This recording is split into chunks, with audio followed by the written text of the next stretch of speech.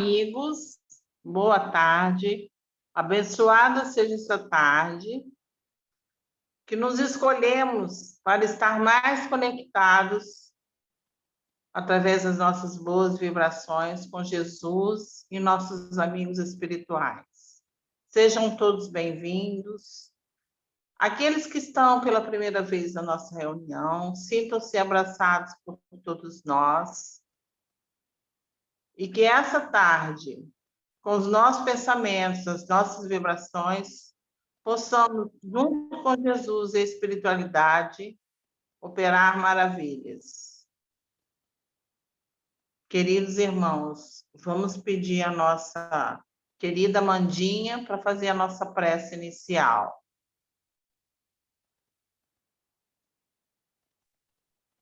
Manda. Boa tarde. Eu vou fazer a leitura, até preparei uma aqui. Desculpa, a leitura, né? Então tá.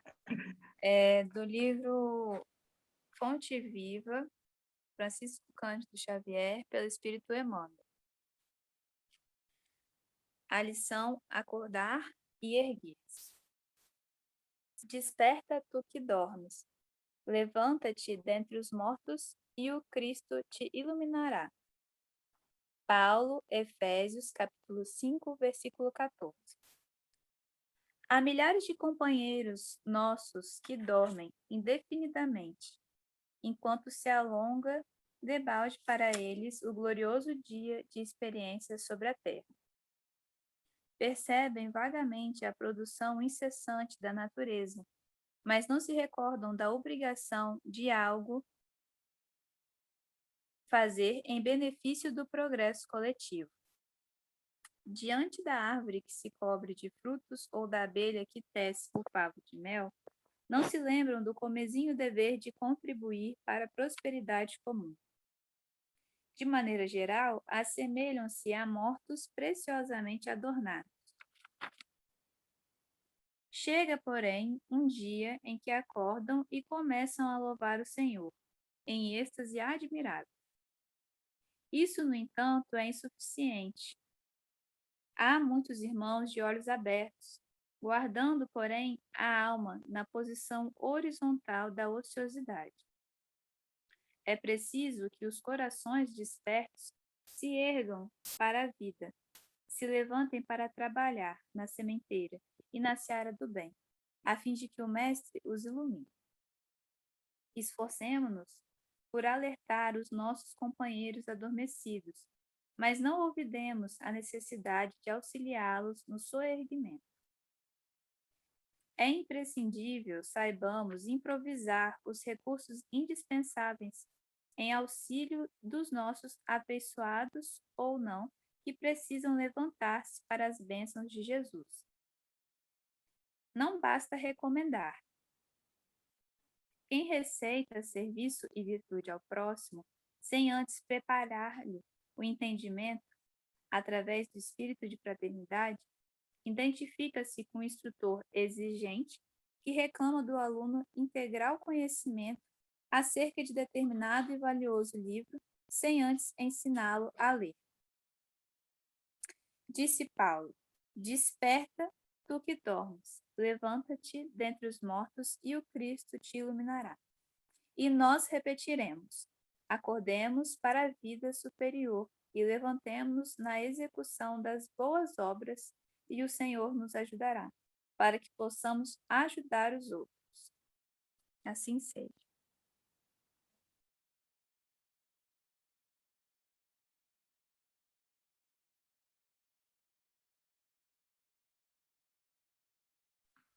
Graças a Deus, Mandinha. Vamos convidar a nossa irmã Fátima Lovati para nos conduzir em prece, para a gente começar nosso trabalho. Boa tarde a todos. Então, vamos serenar nossos corações, nos aquietarmos, vamos ligando aos nossos mentores, aos mentores da FABEM,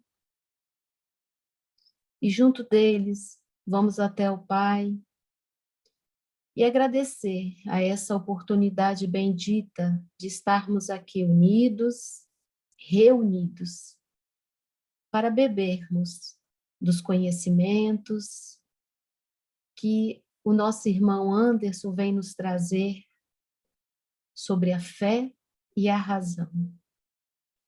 Que possamos abrir nossos corações para o entendimento, para que possamos reforçar nossa fé, alimentá-la, para que possamos seguirmos os nossos caminhos em rumo à evolução nossa e dos nossos irmãos. Envolva, Senhor Jesus, este irmão, inspira-o para conduzir esta palestra. Que assim seja, graças a Ti, Pai.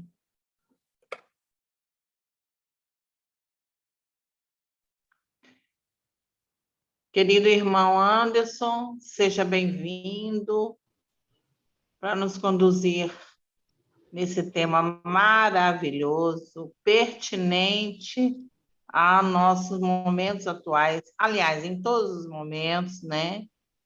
Amigos, o Anderson é um palestrante e um divulgador espírita, trabalhador, fervoroso na nossa seara. Ele é frequentador lá da Freslar, lá em Laranjeiras. Anderson, amigo, seja bem-vindo, boa palestra, que Jesus nos abençoe. Obrigado, Sueli, obrigado a todos. Vocês estão me ouvindo bem? Tudo certo com o áudio? Sim, estou te ouvindo bem. Que ótimo.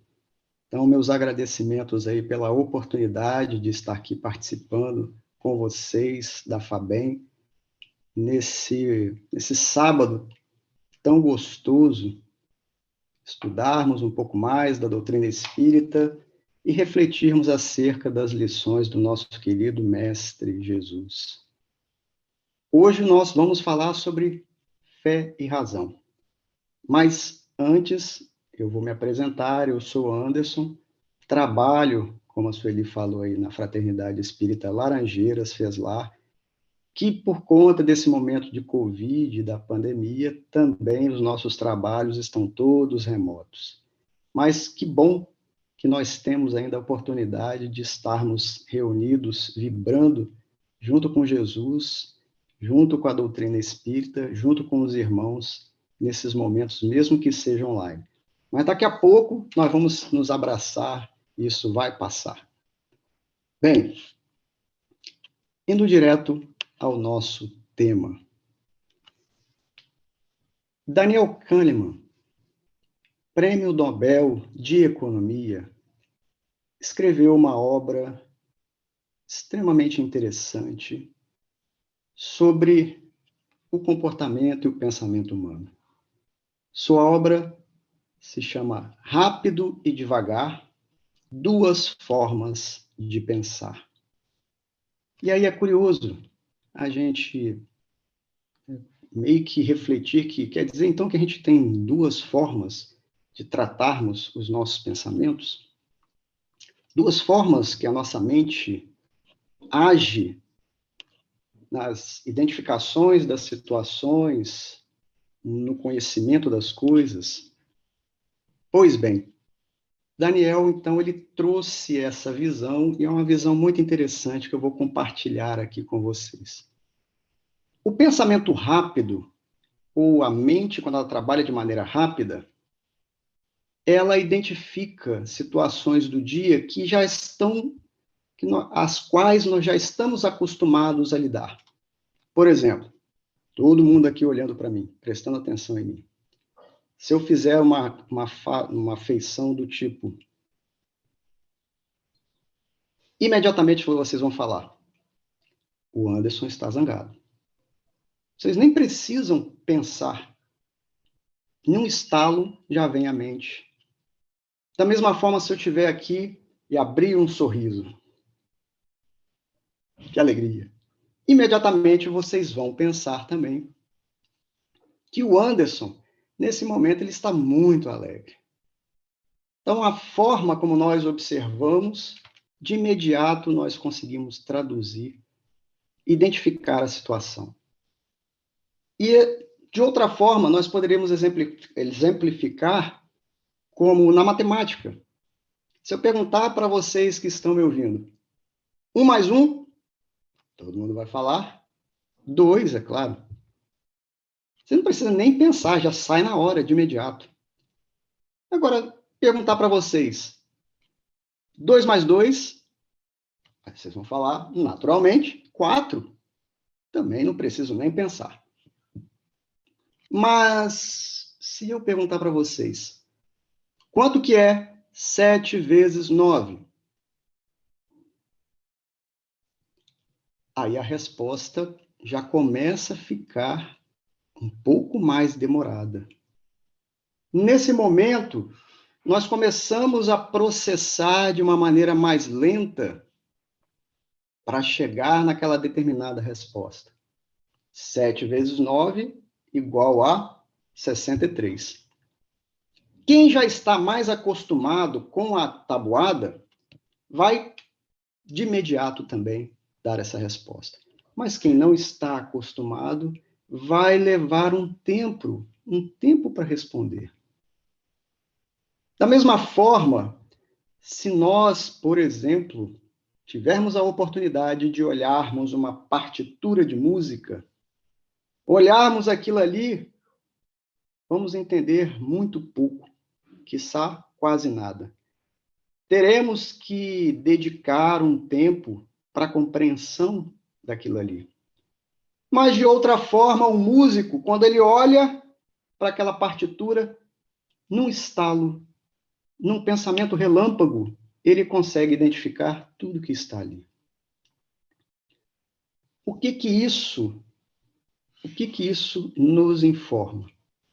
Que nós, então, processamos as coisas, as quais nós vemos ao nosso redor, usando os nossos 5 sentidos, ou seja, aquilo que nós enxergamos, como eu mostrei na condição da minha face.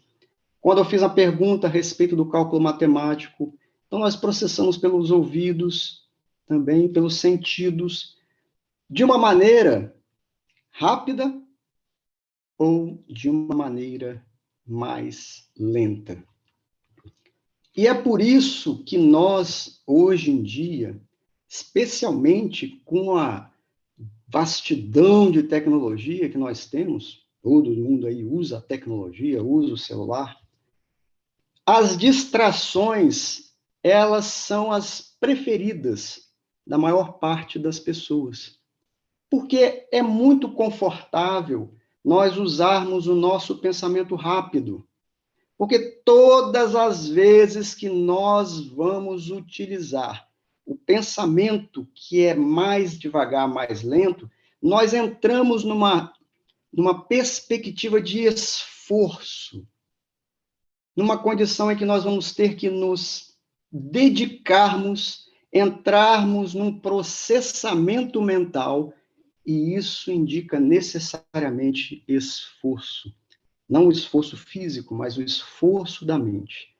E a maior parte de nós, espíritos encarnados, nós, obviamente, gostamos de gastar o mínimo esforço possível em qualquer situação. E aí, gostamos de utilizar muito mais essa mente, digamos, rápida, essa forma de pensar, digamos, rápida, para processarmos a informação. E isso traz um grande perigo para nós. Porque, vejam, nós pegamos lá o celular e ficamos lá vislumbrados com as nossas redes sociais, seja Instagram, seja Facebook, seja WhatsApp, enfim, Telegram, qualquer um desses, e podemos permanecer nessas redes sociais vários minutos, quiçá horas, porque nós estamos confortavelmente processando as informações de maneira rápida e não temos nenhum esforço ao fazer isso. Então, as distrações, elas são normalmente mais bem-vindas no nosso processamento.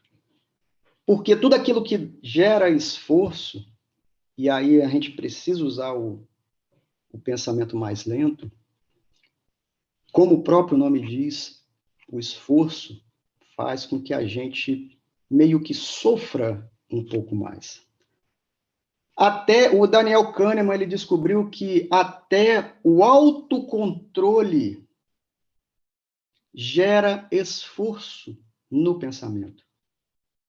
Porque é mais ou menos assim, se você tem um filho, e o filho chega assim para você e fala, mamãe, aconteceu isso, aconteceu aquilo, ele quebrou o seu vaso predileto. Você tem que ter um autocontrole naquele momento muito grande, e você precisa processar todas aquelas informações. Aquilo gera um esforço mental para que você se recomponha e não, talvez, haja de uma maneira que depois você vai se arrepender. Então, até o autocontrole entra no processamento mais lento. E aqui, um exercício até que eu gostaria de fazer com vocês, para que vocês percebam como que o pensamento rápido ele pode nos enganar. E daí a necessidade de nós nos dedicarmos àquele pensamento mais lento por meio do esforço do aprendizado. E todo aprendizado, ele necessariamente gera um esforço.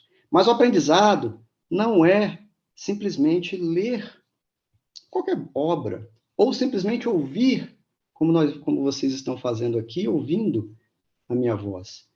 O aprendizado, ele é pegar tudo isso, meditar acerca disso e efetivamente praticar, treinar. Ninguém vai aprender de ouvido somente. Ou talvez os gênios consigam, mas é na prática que nós realmente aprendemos. Então, olha só que interessante para a gente ver como essa forma de pensar pode nos afetar, inclusive nos levar a bastante erro, ou não. Daniel Kahneman ele fez uma sugestão de exercício, e é uma sugestão muito interessante. Pense aqui comigo, prestem atenção aqui comigo. Imagina que vocês vão numa loja, uma loja de material esportivo, e vão comprar uma raquete e uma bolinha. Uma raquete e uma bolinha. E aí vocês perguntam para o vendedor o preço, e o vendedor fala, ó, a raquete e a bolinha, os dois custam R$11. Ah, muito bem, R$11. Mas aí você fica pensando assim, poxa, R$11, mas será que eu levo os dois? Levo só a bolinha ou levo só a raquete? Aí, o vendedor fala assim para você, olha, a raquete custa R$10 a mais do que a bolinha. Então, pergunta é, quanto que custa a bolinha? Se a bolinha mais a raquete custam 11 e a raquete custa R$10 a mais que a bolinha, quanto que custa a bolinha?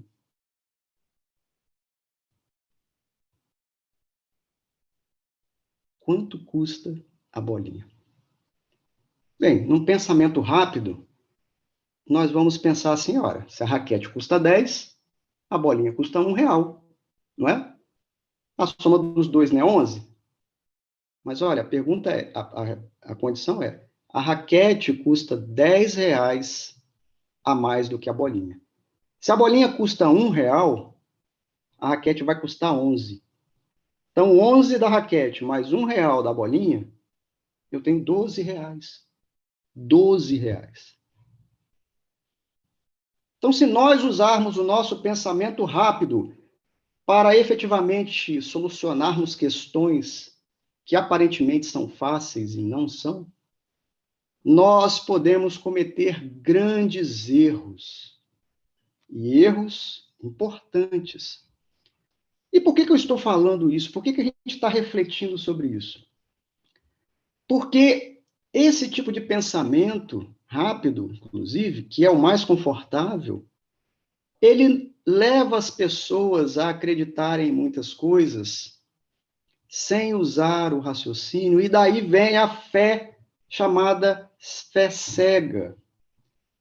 Aquela crença baseada em fatos em que eu acredito sem efetivamente pensar sobre aquilo, sem eu me aprofundar sobre aquela questão, raciocinando de uma maneira muito rápida e levando-me a um tremendo engano.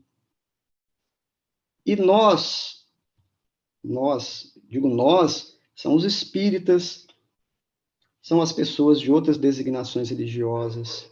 Como isso é uma questão até de conforto mental, nós somos muito dados a raciocinar menos, a procurarmos menos o estudo, quando deveria ser o contrário.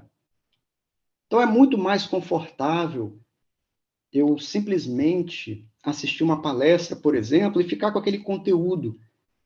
Mas se eu pegar aquele conteúdo e o palestrante ele falou a respeito de uma obra, de um livro, poxa, eu vou lá na fonte, então, eu vou lá ler aquele livro. Buscar o mesmo tipo de conhecimento e aprofundar este conhecimento. Mas isso gera esforço. Muitos de nós querem as coisas mais prontas e mais rápidas. Então é muito mais fácil acreditar num dogma que alguém traz para mim, que aparentemente faz algum sentido, e eu usar aquilo. É muito mais fácil, talvez, eu acreditar numa pessoa que eu acredito que seja de boa fé, uma pessoa idônea, uma pessoa honesta. Então, o que ele disser para mim terá um grande valor, um grande peso, e a gente não se lembra, não se recorda que as pessoas também têm os seus preconceitos, têm as suas crenças, têm as suas falhas, e são limitados no seu saber. Então, da nossa parte, nós precisamos buscar o conhecimento. Botar essa segunda mente, a mente que trabalha, se esforça para efetivamente aprender as coisas. E é por isso que os espíritos superiores, os espíritos que já se evangelizaram, eles buscaram o estudo do Evangelho de Jesus e a sua prática constante, porque, fazendo dessa forma, eles estão introduzindo dentro do seu próprio ser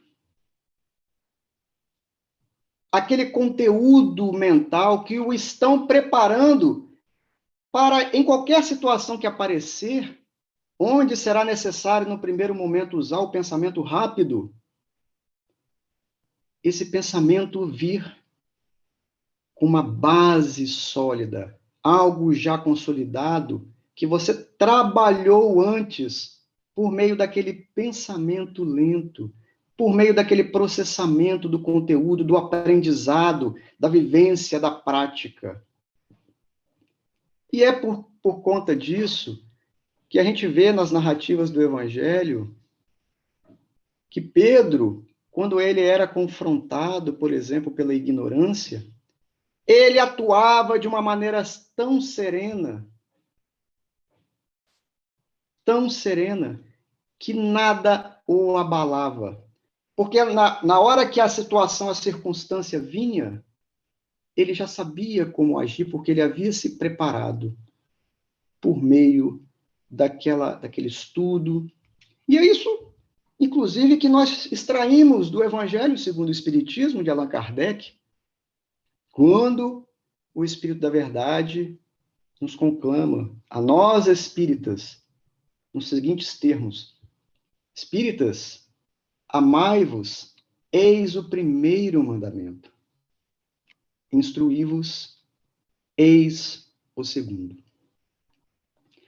Então, com isso, nós vamos cultivando a razão, nós vamos alimentando de conhecimento, de conteúdo superior à nossa razão.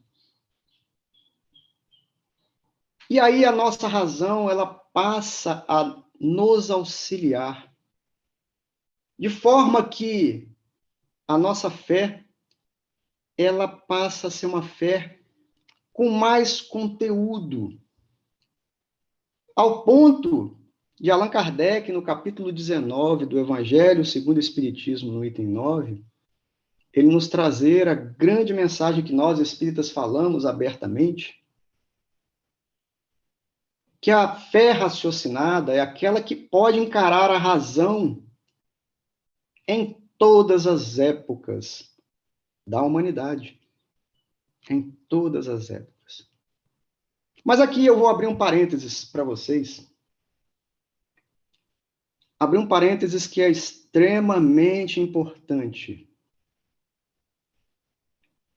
A razão, essa tão falada, bendita razão, parte de nós, seres humanos, inclusive tão importante aqui na Terra, a razão, ela não toma decisões. Não sei se vocês sabiam disso. Mas a gente não toma decisão baseado simplesmente em razão. Alguns cientistas, inclusive, estudaram cérebros de pessoas que sofreram lesões nas regiões específicas do sentimento, e essas pessoas, pelo fato de ter esse tipo de lesão no cérebro, mas que não afetava o poder de raciocínio delas, essas lesões faziam com que elas não tomassem decisão. E as nossas decisões, os cientistas descobriram, e aí é só olharmos para a nossa vida, as nossas decisões são feitas baseadas em emoções. Sim, em emoções. Por conta das emoções, por exemplo, é que a gente... Citar um exemplo aqui. Por conta de uma emoção é que eu, por exemplo, tenho um fone de ouvido, bonito, bacana, em que eu ouço as minhas músicas. E aí, quando eu passo, estou navegando pela internet, vejo um outro fone lindo e maravilhoso, e vou e não resisto e compro aquele fone de ouvido. Mas olha, eu já tinha um, para que eu vou comprar outro? Aí, na dinâmica da minha cabeça, eu falo assim, é porque esse outro estragado é problema, e de repente é bom ter dois. Mas, racionalmente falando, eu não preciso de outro fone de ouvido. Não preciso. Da mesma forma, é interessante, recentemente eu li uma reportagem, interessante notar que as pessoas, elas compram um carro antigo, por exemplo, um Gol GTI 2.0, lá dos anos 90, pagam mais caro do que um carro 0 km atual, que tem mais tecnologia, o carro atual tem mais segurança, o carro atual consome menos, o carro atual é mais potente, mas a pessoa compra um carro antigo que, se você fosse comparar tudo que o carro antigo tem e tudo que o carro novo tem, racionalmente falando, raciocinando ponto a ponto, jamais alguém poderia comprar o carro antigo. Mas as nossas decisões não são baseadas na razão. Chega a um ponto que a gente toma atitudes, inclusive irracionais. Irracionais. Eu não sei se vocês já tiveram a oportunidade de, por exemplo, entrar viajar de avião. Durante a viagem de avião, as pessoas, elas vão ser chamadas para adentrar ao avião, tipo, daqui a meia hora. Então, as pessoas poderiam muito bem ficar confortavelmente sentadas, lendo um livro, lendo uma revista, ouvindo uma bela música. Mas as pessoas, elas saem, fazem uma fila e ficam em pé durante meia hora.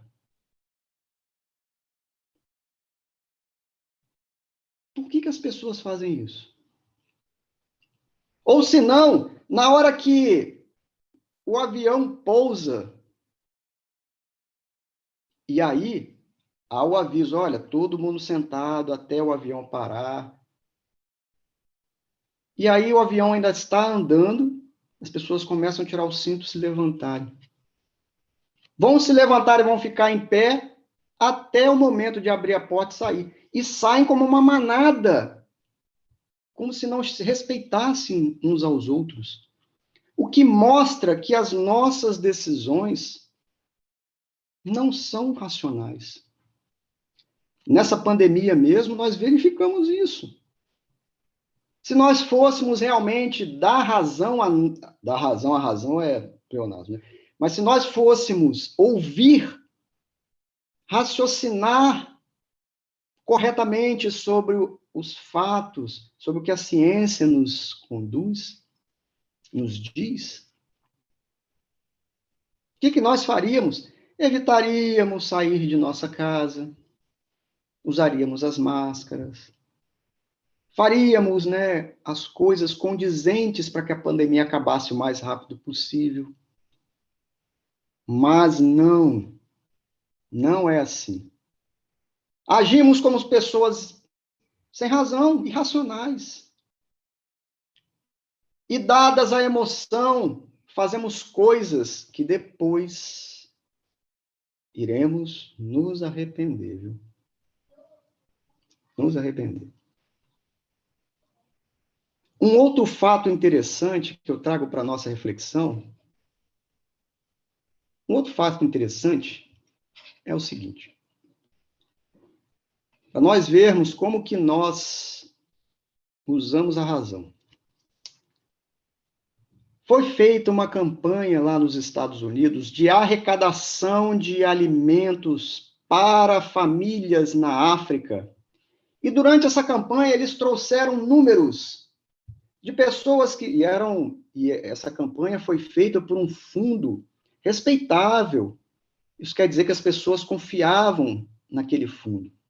Então, aquele fundo, ele trouxe os números claros do que estava acontecendo naquelas regiões da África, a qual eles se propunham ajudar.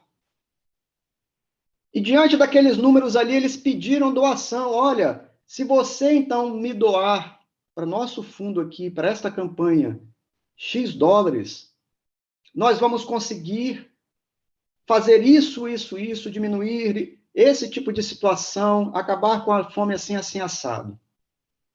Perfeito. Fizeram a campanha, arrecadaram um determinado número, determinado valor. Mas esse valor não era suficiente. Então, o que eles resolveram fazer?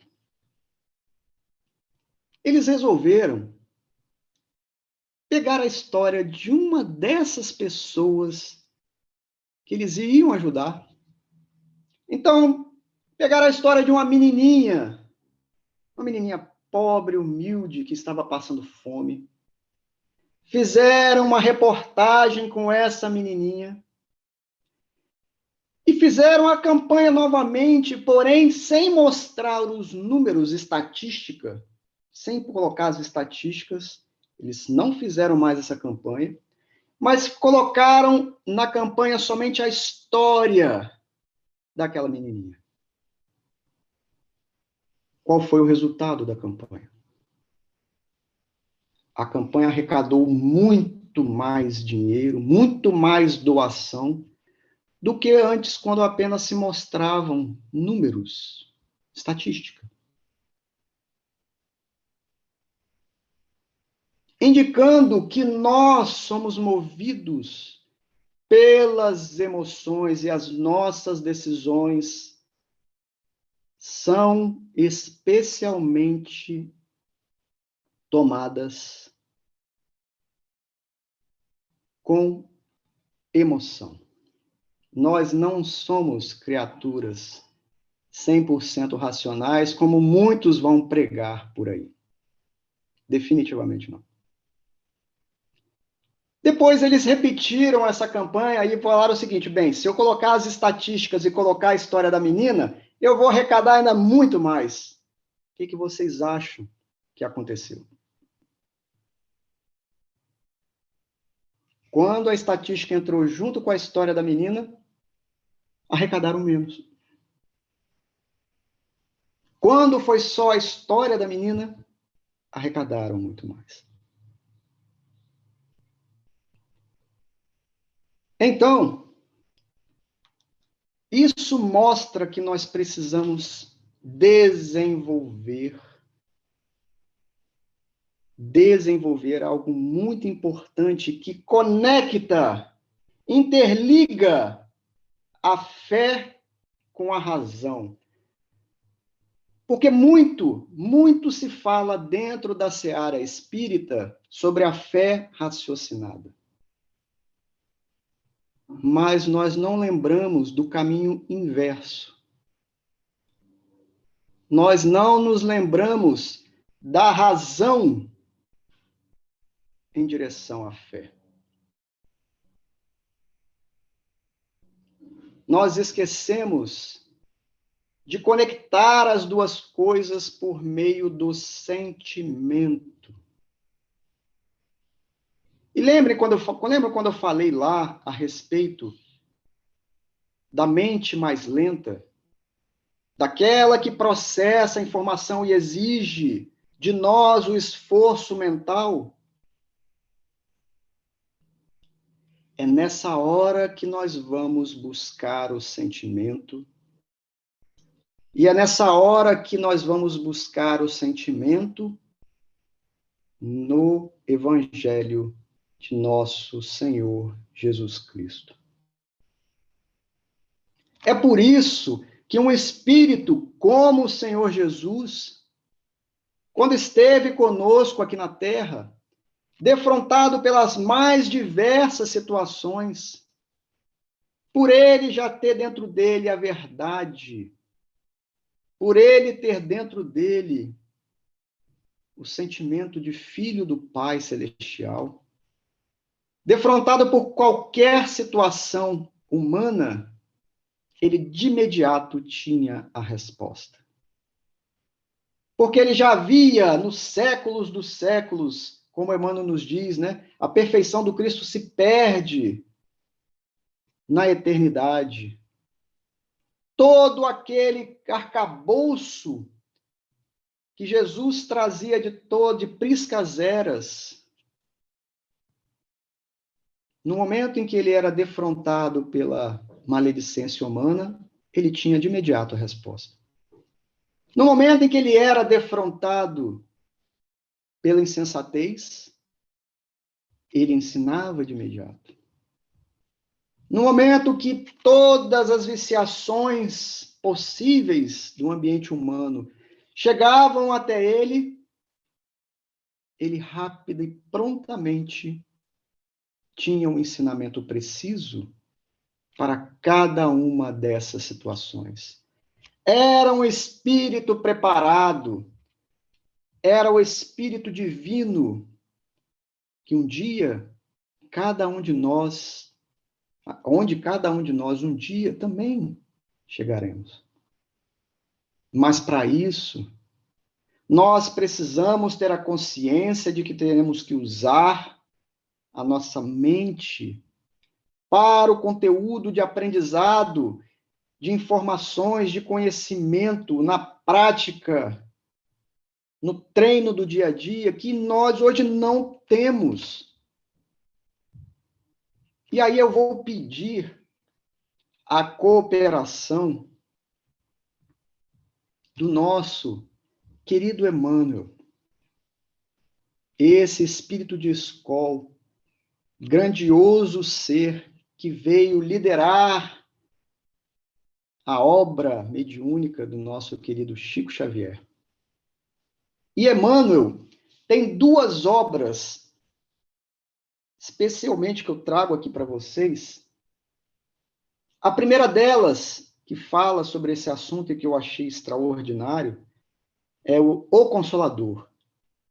A 12ª obra, 12ª obra da Lavra do Chico, que veio a lume em 1940, longínquos 81 anos atrás, 1940.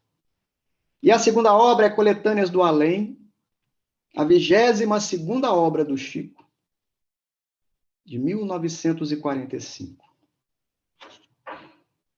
E Emmanuel, na obra O Consolador, lá na questão 199, ele vem trazer a seguinte reflexão para nós.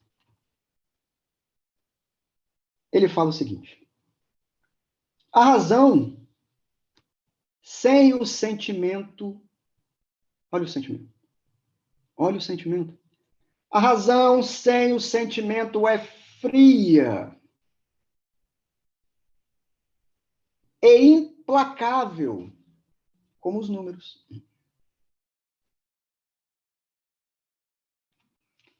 E os números podem ser fatores de observação e catalogação. Interessante essa palavra catalogação que ele usa, porque 5 anos depois, no livro Coletâneas do Além, que eu vou trazer aqui para vocês também, ele usa essa mesma palavrinha, sobre a razão. E ele fala, a razão é a base indispensável, mas só o sentimento cria e edifica. Cria e edifica. São duas palavras que ele vai usar 5 anos depois, de novo, na mensagem que ele vai dar no livro Coletâneas do Além. As mesmas duas palavrinhas, tá no livro Consolador. E na questão 199, quando pergunta-se se a razão pode dispensar a fé, Emmanuel é categórico em dizer: a razão humana é ainda muito frágil. É tão frágil que eu acabei de mostrar para vocês um exercício aqui no início, da raquete da bolinha, onde eu tenho certeza que a maior parte das pessoas erram. Erram. Mostrando que o nosso primeiro olhar, muitas vezes, é errôneo e pode trazer consequências muito drásticas, muito sérias. Mostrando também que a razão sem o sentimento desfavorece completamente a criatura humana. Porque a razão, como nos diz Emmanuel, ela é o caminho humano, mas é somente o sentimento que nos leva à condição de anjos.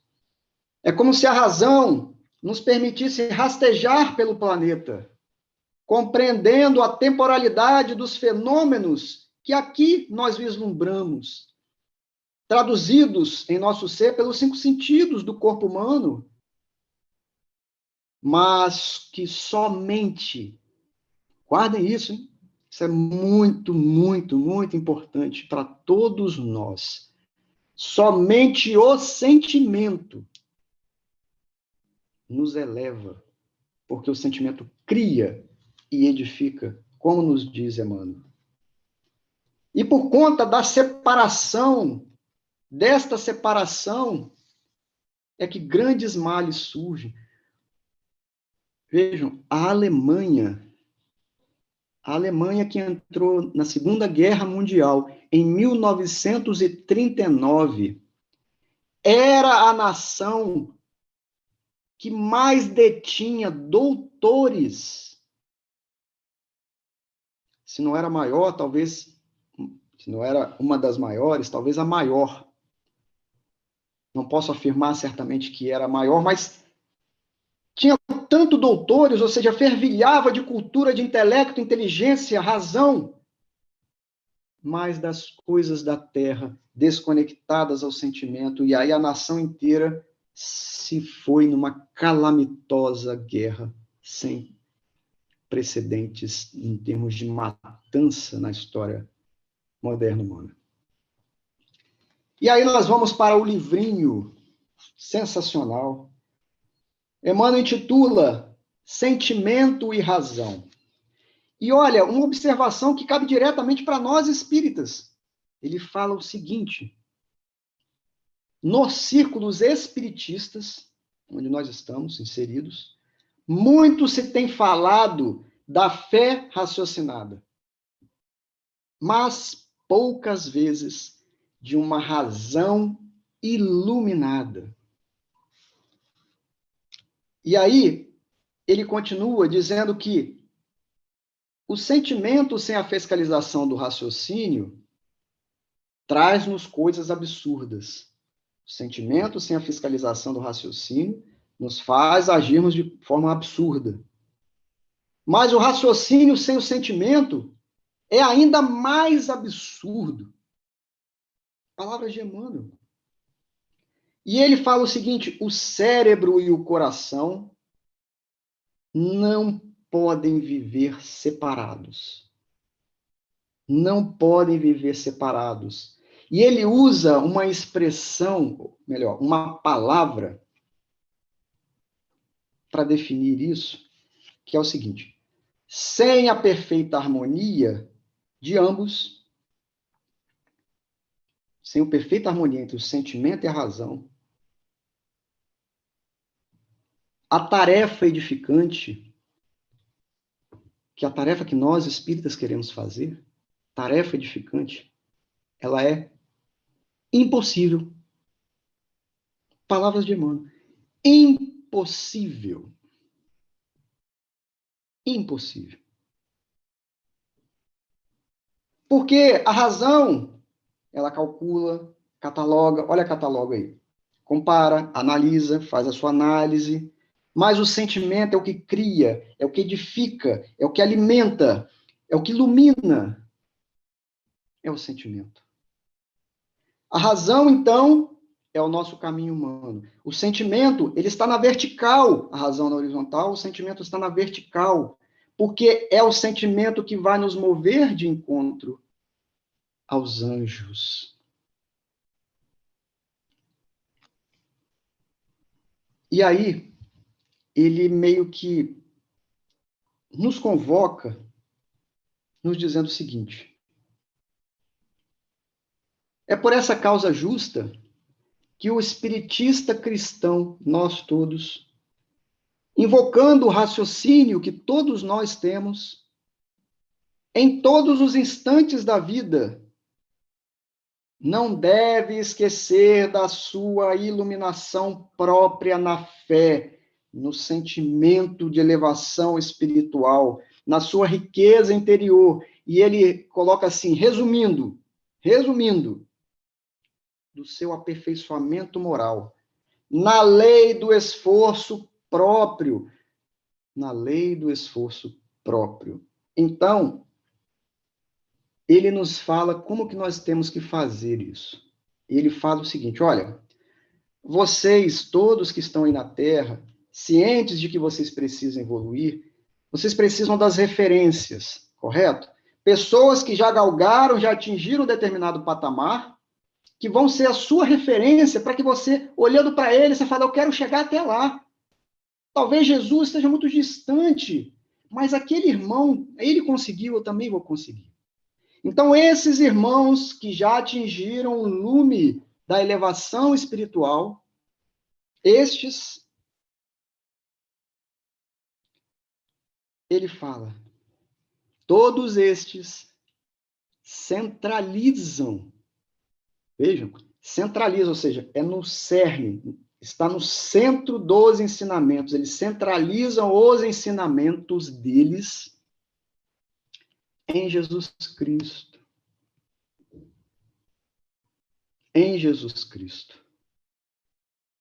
Que é o fundamento de toda a verdade na Terra e é o modelo supremo de todos nós, de todas as criaturas. E aí, meus amigos, tem uma passagem do Evangelho de Jesus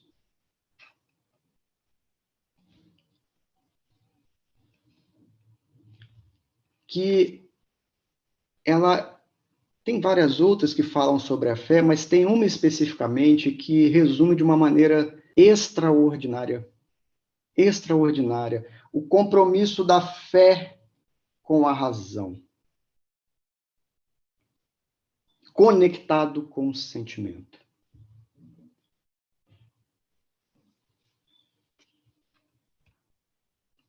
é a passagem do centurião romano, em que narra os evangelhos, mais especificamente, eu vou trazer aqui a lição no Evangelho de Lucas, no capítulo 7. E a lição diz mais ou menos assim, eu não vou ler, vou narrar para vocês, que estava Jesus entrando em Cafarnaum, veio ter com ele anciãos, insistindo muito para que Jesus fosse até a casa de um centurião romano,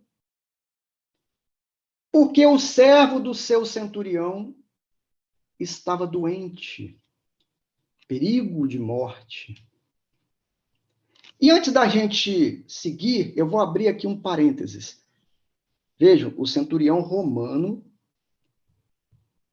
pediu aos anciãos, os anciãos do povo judeu daquela localidade, foram até Jesus pedir pelo romano.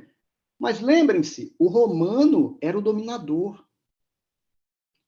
O romano era mais ou menos, imaginemos que nós brasileiros fôssemos invadidos pelos argentinos, por exemplo. E os argentinos viessem cobrando impostos pesadíssimos da gente, colocando leis as mais estapafúrdias para a gente seguir, fazendo pouco caso de nós e a gente tendo que suportar aquela humilhação. Era mais ou menos assim em relação o sentimento deles em relação aos romanos. Eles detestavam os romanos. Agora, imagina os anciãos, que eram pessoas notáveis da comunidade, notáveis, eram os mais instruídos. Eles foram de bom grado, como amigos daquele centurião romano, que era um chefe de soldados. Foram até Jesus e insistiram com Jesus para ir até junto da casa daquele centurião. E aí continua a passagem evangélica dizendo que próximo da residência do centurião, eis que o evangelho nos conta que o centurião mandou uma outra comitiva de amigos dizer para o Cristo o seguinte: Senhor, eu não sou digno que entres na minha casa. Eu não sou digno nem de estar junto de ti. Tanto é que eu pedi para os meus amigos ir até aí.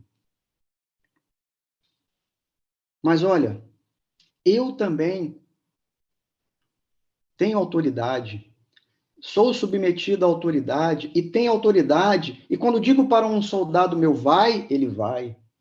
Quando digo para outro vem, ele vem. E quando digo para um outro faze isto, ele o faz. Então, Senhor, se tu disseres simplesmente uma palavra, eu creio que o meu servo ficará curado. Jesus, então, virando-se para todos aqueles que estavam lá, admirado com aquela mensagem, exclamou: não encontrei em Israel fé tão grande. Esta fé, meus amigos, é a fé que nós precisamos ter. Nós queremos ter a maior fé. Então, essa passagem do Evangelho nos diz como que nós vamos obtê-la. Vejam, no final, Jesus dá o comando e o servo é curado. Então, aquele centurião é o nosso exemplo, porque ele usou o sentimento, ele trabalhou dentro de si, estudando a si próprio, conhecendo a si próprio, praticou o bem, seja para o seu servo, e naquela época os romanos tinham escravos. Escravos eram objeto, e ele preocupado com aquele que eu lhe chamava de servo. Ele fazia o bem para as comunidades, ao ponto dos anciãos falarem para Jesus: Jesus, venha depressa, porque ele construiu até uma sinagoga para nós.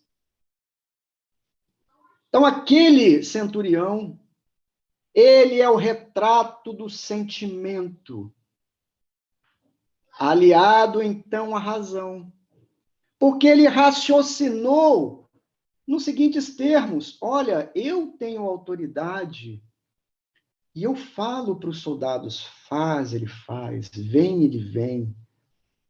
Certamente esse Jesus, com tamanha autoridade, ele faz todas essas coisas maravilhosas que eu acredito.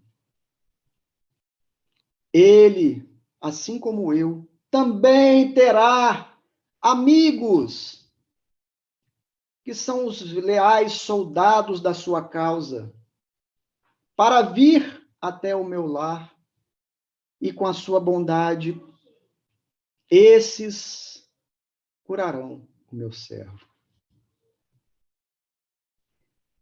Então, a razão dotada do sentimento traduziu naquele centurião uma fé inabalável. A sua fé foi tão grande, tão sensacional, que Jesus admirou-se e exclamou para todos ouvirem que é a maior de Israel. Então, esse, meus amigos, minhas amigas, meus irmãos e minhas irmãs, é o conteúdo de fé que nós precisamos ter. Olhando para essa passagem, vamos buscar como o centurião fez, trabalhando no nosso ser, no nosso íntimo. E se nós formos nos lembrar da leitura de Emmanuel, como eu comentei, no livro Coletâneas de Além, ou no Consolador, nesse trecho chamado Sentimento e Razão, vamos entender que nós precisamos dedicar o nosso tempo. E aí é um apelo, inclusive tem uma obra de Emmanuel, uma das obras de Emmanuel tem um ensinamento dele, cujo título é Apelo. E ele apela a nós, os espíritas, a lermos o Evangelho de Jesus, a meditarmos no Evangelho de Jesus, a usarmos o nosso pensamento por meio desse esforço da meditação, e depois, pelo meio do esforço da realização, para aí sim completar o aprendizado, como o legionário romano, que não só trouxe para o seu coração o conteúdo moral belíssimo da caridade, como a fez, pôs em ação. Desta forma, garantidamente, unindo a fé com a razão por meio do sentimento, consubstanciado nos estudos dos ensinamentos do nosso Senhor Jesus Cristo, nós estaremos caminhando em direção aos anjos. Meus irmãos, muito obrigado pela paciência de ter me ouvido. E aí eu deixo, então, a palavra aí a Sueli, muito grato, mais uma vez, por esta oportunidade. E sigamos com o nosso Senhor Jesus Cristo. Meu amigo André, a gente que agradece, né, por tão belas e importantes palavras e de estar conosco, dividindo o seu tempo conosco, somando nesse trabalho maravilhoso. Obrigada. Segue no bem, querido. Obrigado. Segue no bem, Sueli, todos nós. Obrigado. Obrigada.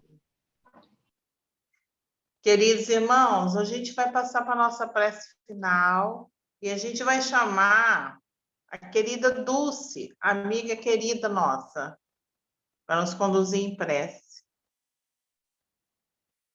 É isso, ele.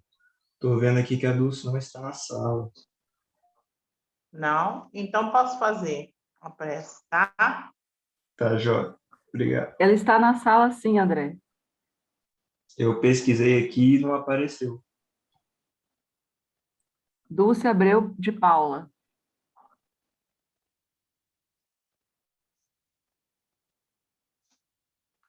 Seu som, Dulce.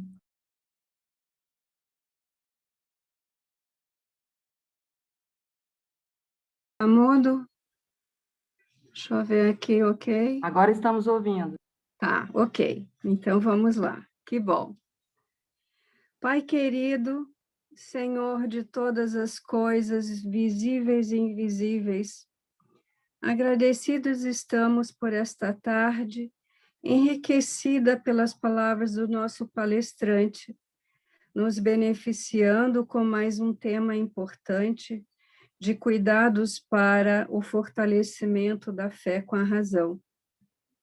Que as energias de hoje, produzidas aqui, alcance a todos os irmãos, formando corações cheios de esperança, de boa fé, bom ânimo e disposição.